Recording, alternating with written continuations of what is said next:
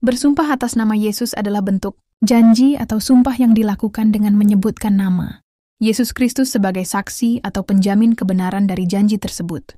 Dalam konteks Kristen, tindakan ini sering digunakan sebagai ekspresi komitmen atau jaminan dalam hal-hal penting seperti kesaksian, perjanjian, atau pengakuan iman. Lebih detail, makna bersumpah atas nama Yesus menunjukkan bahwa janji atau pernyataan yang diucapkan adalah benar dan diikat oleh kebenaran dan otoritas Tuhan Yesus Kristus. Signifikansi. Dalam ajaran Kristen, nama Yesus memiliki kedudukan yang tinggi dan dianggap sebagai lambang kebenaran, keselamatan, dan kasih sayang Tuhan. Contoh penggunaan. Bersumpah di pengadilan sebagai bukti kebenaran. Bersumpah untuk setia dalam suatu perjanjian atau pernikahan. Bersumpah untuk mengikuti ajaran dan perintah Tuhan Yesus. Pentingnya kebenaran. Dalam ajaran Kristen, penting untuk selalu berkata jujur dan menghindari sumpah palsu, karena nama Tuhan Yesus tidak boleh diinjak-injak atau disalahgunakan. Perilaku di dunia, orang Kristen dianjurkan untuk hidup dengan kebenaran dan kesucian, sehingga ucapan dan janji mereka dapat dipercaya tanpa perlu bersumpah. Pentingnya ucapan. Dalam khotbah di bukit, Yesus mengajarkan bahwa orang Kristen harus selalu berkata ya, jika itu benar dan tidak jika itu salah, dan tidak perlu bersumpah. Thanks for watching. Maria Magdalena memiliki peran penting dalam Injil. Sebagai pengikut setia, Yesus yang hadir pada penyaliban dan penguburannya, serta sebagai saksi pertama kebangkitannya. Ia juga dianggap sebagai rasul bagi para rasul, karena menjadi orang pertama yang mengumumkan kabar kebangkitan Yesus kepada para murid lainnya. Berikut lebih detail peran Maria Magdalena dalam Injil. 1. Pengikut setia. Maria Magdalena merupakan salah satu dari beberapa wanita yang mendukung dan melayani Yesus dalam perjalanannya. Tian, saksi penyaliban. Ia hadir di kaki salib ketika Yesus disalibkan, menunjukkan kesetiaannya yang luar biasa. Saksi penguburan. Maria Magdalena juga hadir saat penguburan Yesus, menunjukkan kesetiaan dan kepeduliannya terhadap Yesus menurut 3 Injil sinoptik. 4. Saksi pertama kebangkitan. Ia adalah orang pertama yang melihat makam kosong dan menyaksikan kebangkitan Yesus. 5. Pengumuman kebangkitan.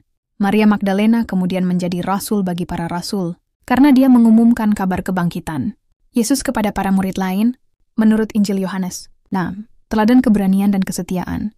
Maria Magdalena menjadi teladan keberanian dan kesetiaan bagi umat Kristen, menunjukkan bagaimana ia berani mengikuti Yesus hingga akhir, bahkan saat ia disalibkan. 7. Peran dalam gereja awal. Ia dianggap sebagai tokoh penting dalam gereja Kristen awal, yang memberikan inspirasi dan teladan bagi para perempuan Kristen sepanjang abad. Thanks for watching.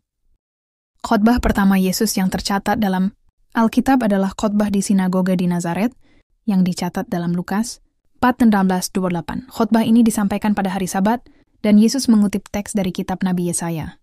Dalam khotbah ini, Yesus mengumumkan bahwa dia telah diurapi oleh Roh Kudus untuk menyampaikan kabar baik kepada orang miskin, menyembuhkan orang sakit, dan membebaskan orang yang tertindas. Khotbah ini menandai dimulainya pelayanan publik Yesus di Galilea setelah ia kembali dari pengujian di gurun. Khotbah ini juga menjadi dasar bagi khotbah-khotbah selanjutnya, termasuk khotbah di bukit yang dicatat dalam Matius 5:7. Dalam khotbah-khotbah ini, Yesus mengajarkan tentang kebenaran kerajaan Allah, kasih dan bagaimana hidup sesuai dengan kehendak Allah. Berikut adalah beberapa poin penting dari khotbah pertama Yesus. Pengurapan Roh Kudus. Yesus menyatakan bahwa Roh Kudus telah mengurapi dia untuk menyampaikan kabar baik untuk orang miskin. Yesus menyatakan bahwa dia datang untuk menyampaikan kabar baik kepada orang miskin, yang merupakan simbol bagi orang-orang yang membutuhkan kasih dan keselamatan. Penyembuhan dan pembebasan. Yesus menyatakan bahwa dia datang untuk menyembuhkan orang sakit dan membebaskan orang yang tertindas, yang menunjukkan kasih dan kekuasaan Allah. Kutipan dari Nabi Yesaya. Yesus mengutip teks dari Nabi Yesaya, yang menyatakan bahwa dia telah diurapi untuk menyampaikan berita keselamatan. Reaksi sinagoga. Setelah khotbah ini, orang-orang di sinagoga terkejut dan marah karena mereka tidak menganggap Yesus sebagai Mesias yang mereka harapkan.